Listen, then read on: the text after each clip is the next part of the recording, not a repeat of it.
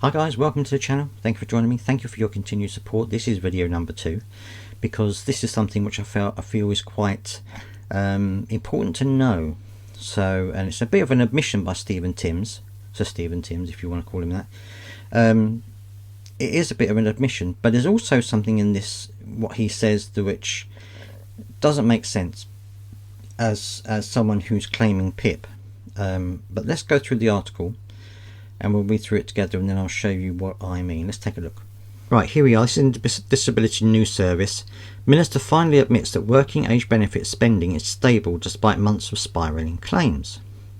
So Sir Stephen Timms made the admission as he told the Commons Work and Pensions Committee that ministers had decided not to carry out a public consultation on the billions of pounds of cuts to personal independence payment and the disability element of universal credit because of the urgency of the changes needed to be made. Now, whether they're urgent or not is irrelevant, because the MPs need to know the details, and of course you can't make them vote on something they don't understand or they don't have the details of. He was giving evidence in the committee's final session of its inquiry into the government's pathways to Green Paper. Sir Stephen, Minister for Social Security and Disability, said the spending on PIP had risen in real terms from 12 billion in the year before the pandemic to 22 billion last year, which he said was not a sustainable trajectory. But the Commons Committee Chair, Labour MP Debbie Abrahams, asked if he accepted the evidence of Ben Giger, Professor of Social Science and Health at King's College London, who had told the inquiry that working age social security spending had remained at about 5% of GDP for the last decade. Abrahams also asked Stephen if he accepted that the rise in the number of PIP recipients has been due to demographic change, the nation's poor health, and the increase in state pension age. The minister replied, "Well, yeah, I mean, much of what you say I completely accept. I think that working age social security spending as a percentage of GDP isn't much more now than it was before 2008-2010 recession, but as you say, the share on disability and incapacity benefits is very substantially up." He said most of the increase was in the last 6 years, and while the incidence of disability had risen by about 17% since just before the pandemic, the incidence of benefit claiming had risen by 34%. Abraham suggested an explanation for this was that more disabled people were needing to claim PIP because of financial pressures. So Stephen agreed and suggested that the government needed to cut spending on PIP, even though disabled people were only claiming it because they were struggling due to the cost of living crisis. He said, "I think you're absolutely right. I'm sure that the cost of living challenges are a very big factor in what's happened.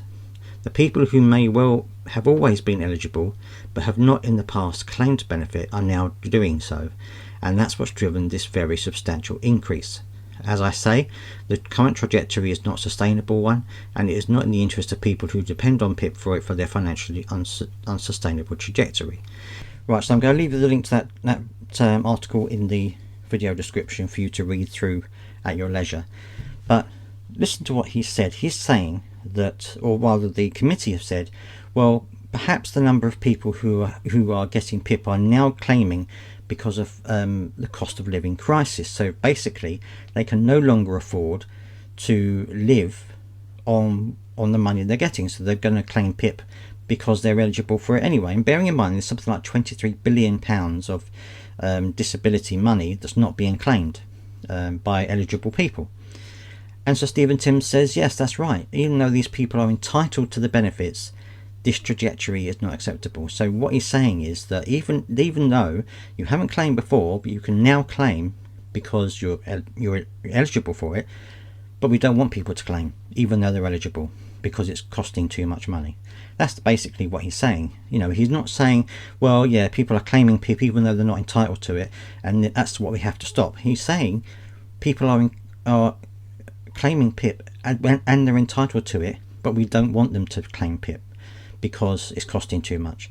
So rather than try and fix the cost of living situation, which might then mean that people who are eligible don't need to claim PIP, so rather than trying to fix the problem, they're trying to fix the issue with the PIP, and that is the big problem. I think it's interesting that he's now admitted that the rise isn't astronomical.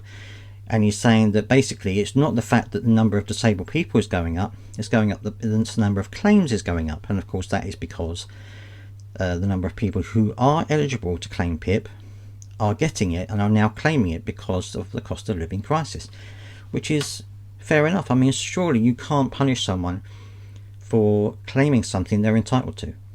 You know, that's just ridiculous. You can't punish someone for that. You know, if they're not eligible, fair enough.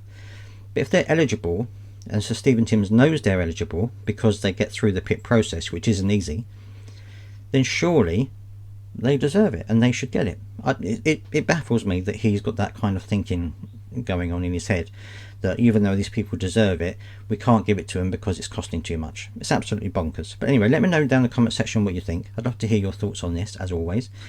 Please do subscribe to help push the channel forward, and I'll see you next time.